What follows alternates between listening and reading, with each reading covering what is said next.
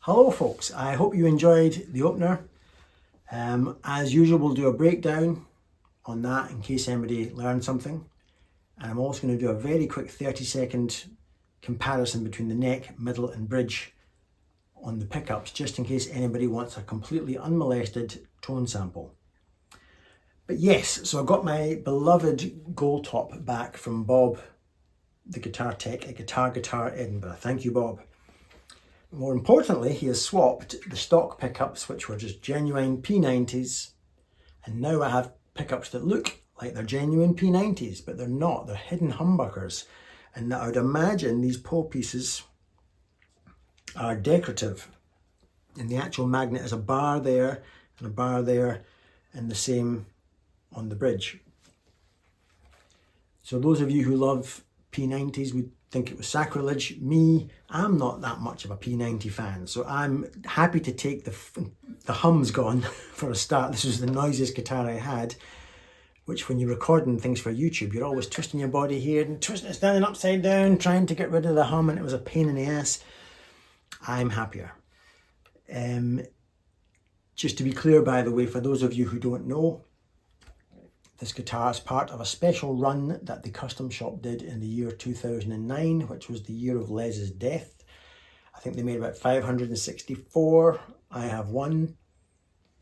And I knew from the very start it was a forever guitar for me because I love the neck. It's my most comfortable of all my Les Pauls. And therefore I feel, although it's sacrilege in one way to tamper with a custom shop guitar, it's my custom shop guitar, and I feel I can refine it to how I want it. So I'm now happier with it. So thank you very much to Jamie at the Creamery. That's the company down south in England that made the pickup. So I'm delighted with that. By the way, the tech phoned me up halfway through the soldering job and says, Paul, once he'd finished the soldering job, he says, pickups are in, Paul, but the pots you've got, I can't see the readout on the pots. They're Gibson branded, but the guitar sounds a bit muffled. It's fine, he says, but rather than send it back to you like this, could we maybe think about an upgrade to 500k pots, because you've now got a genuine humbucker, or humbuckers, rather than the P90 single coil. So of course, yes Bob, go ahead. And right enough, he said, wow, what a difference the 500k pots have made. The guitar has suddenly come to life. In fact, it's very bright now. Sometimes I feel I want to tame the high end, which is easy to do. I would rather have to do that than the other way around. So it's sounding great for me. Whether you like it or not is a whole different thing. So I'm very happy with it. Delighted to have it back. And Bob even managed to get the pickups out of Jamie's new soap bar casings and shoehorned them into this existing set of soap bars, just because the match was better between that colour and that colour compared to the new ones I was getting. So win-win. Anyway, that's that. Let's get on with the lesson. Oh, and obviously the quick little pickup breakdown over the next 30 seconds, the comparison. Let's go. Right, everything on the guitar is wound up full. Clean amp. Neck pickup,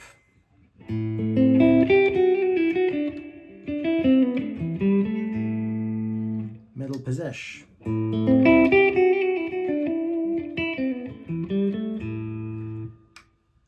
bridge,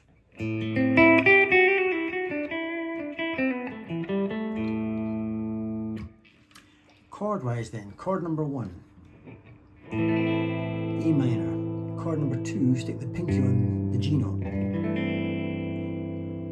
Chord number 3, an F chord, but throw your wrist out so much that you don't fret the B and E strings on the thin part. So I've got the open B and E strings ringing out. Next chord, B7. Then take a break to raise the 1. So all I'm doing is I'm flattening this finger to catch, to raise tension.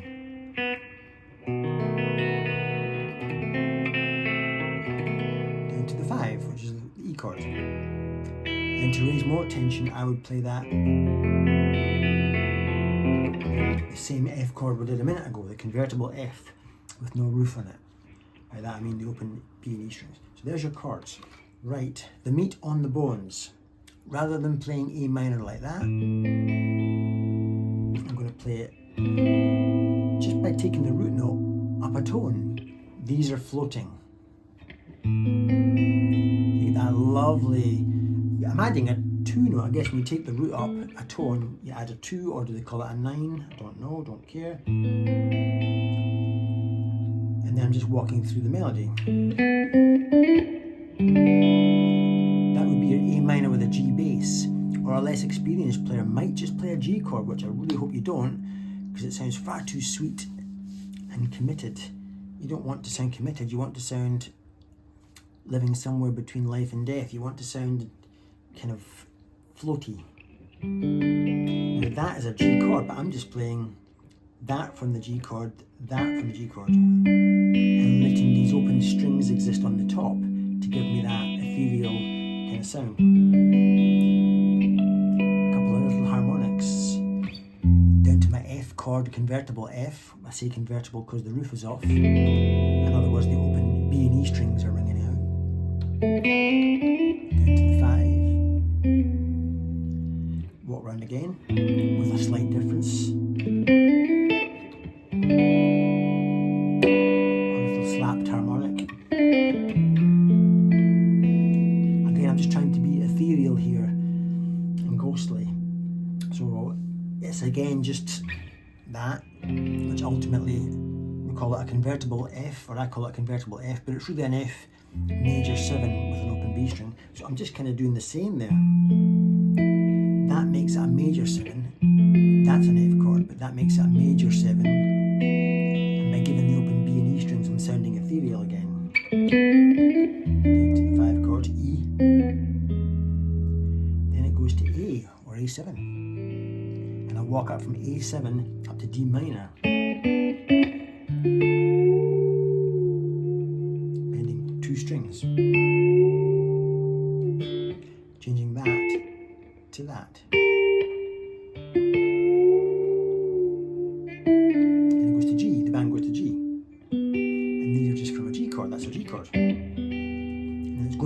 in a second. But while we're still on G, and that's B resolving to C. So I've had a slight key change. Just half step rubbing between the C note and the B note, and walking down.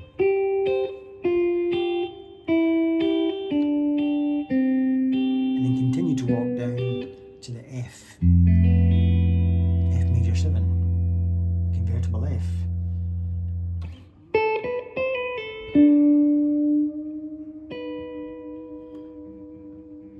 That's a B7. I've changed convertible F, convertible F. Because now we're going to go to B7. And that's B7. I'm just bending it to sound cool and sort of Jeff Becky or whatever.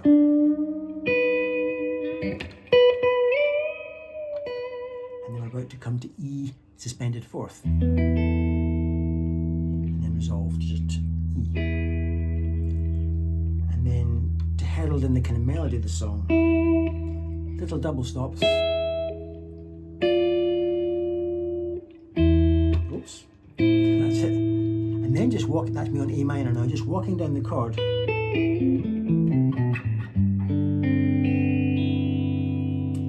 By walking down the chord, I mean, there's the chord. I'm just going.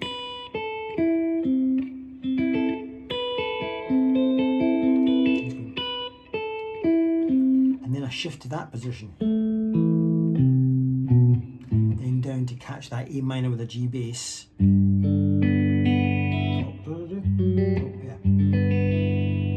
Again, rather than play that, which is what it is, I'm playing the sound ethereal again. Just that's from a G chord, that's from a G chord, but just the open B and E strings. Then what did I do?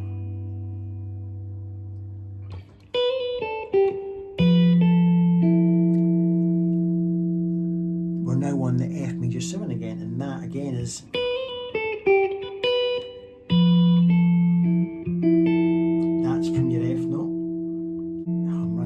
To explain this, but I'm basically the 8th of the A, 9th of the G, 10th of the B string.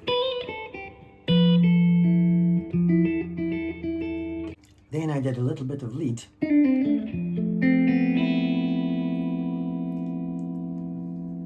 This is over the convertible F chord again, and there it is. Look, it's a different way of playing. There's your F chord, but by taking the B and E strings off the top, I get that ethereal sound. Then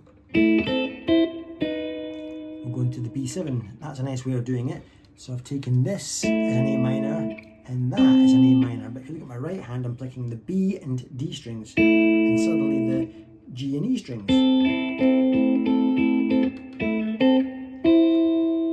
That looks like a C, but it's from an A minor. These notes exist in A minor. And then just subtly dropping a semitone lifts the whole song right up off its arse to take it to B7, and then a little lick, bluesy lick to reference the B7, once again referencing the B7 down the bottom, raising the 1 again, then a little bit of lead. That's just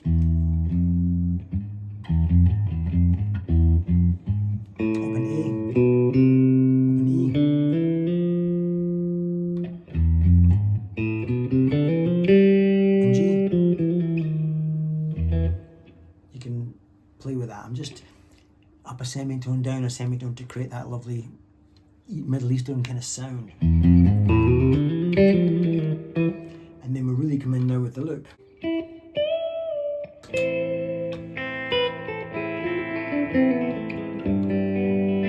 Listen to this.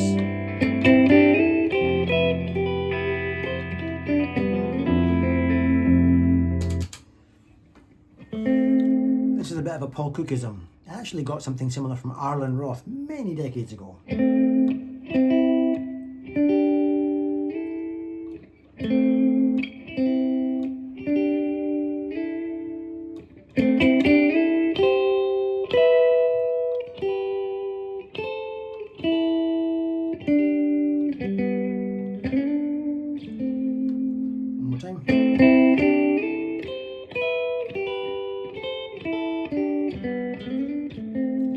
try to make sense of that, all it is just playing around A minor. To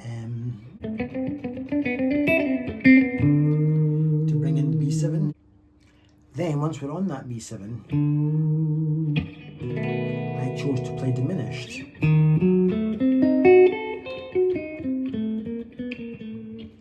For those of you who want to know that, we're on the B7. That's a note, and that's that note there. Up 3 frets, up the value of 3 frets, up the value of 3 frets, up the value of 3 frets, up the value of 3 frets.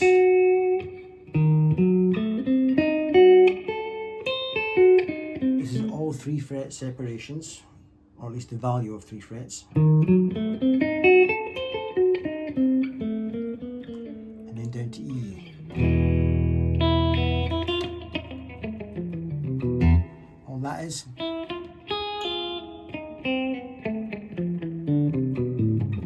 Or something like that.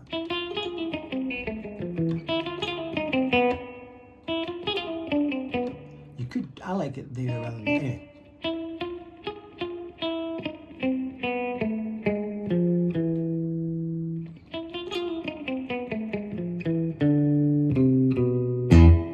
Or something like that. You can slow that down if you want. Or something. Then, if I jump forward to the start of the next verse, I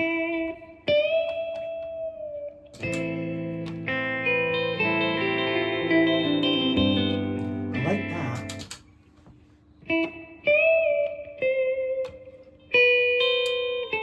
A bit like I did before, I'm half step rubbing between the B and E strings and then walking down.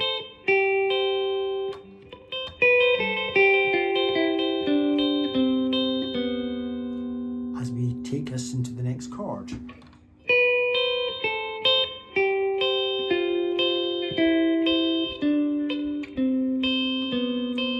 This is constant, this C note here. To take me to the, which takes me to the convertible F, and then I've gone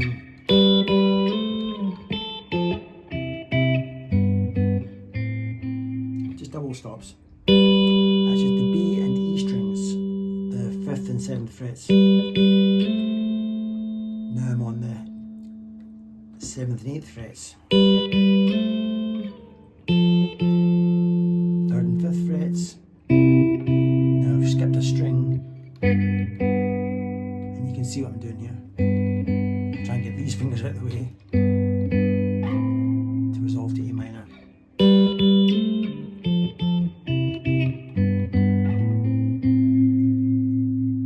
And then I think I went, as we go to the B7,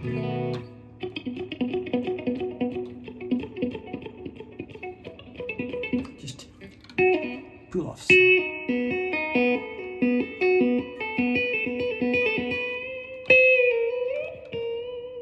And then a little lick.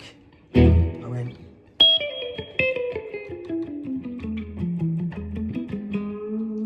Or something like that. That was just, we're on the E. I went.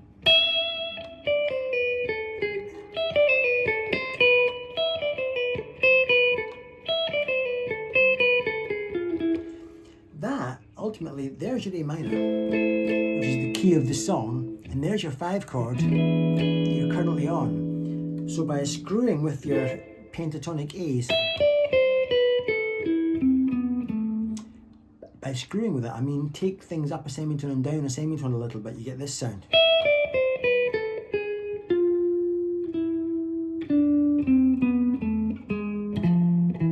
You get all that Middle Eastern sound again.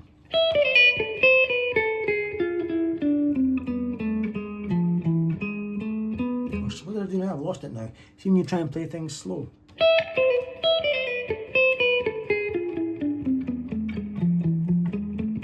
That was it. And then that's just me walking up an A minor.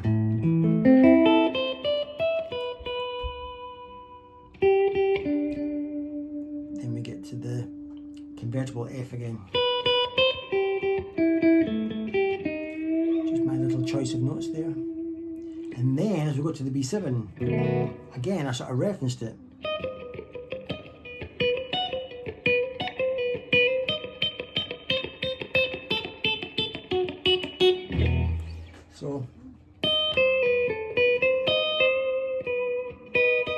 your B7 chord. That makes that kind of tension version of a B7 because you're raising the 1. So, and you can copy what I'm doing with, you can see that, and you can slow it down if you need to on YouTube.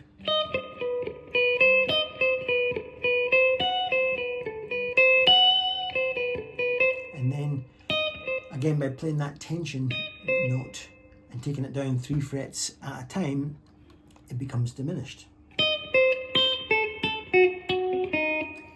And then to resolve.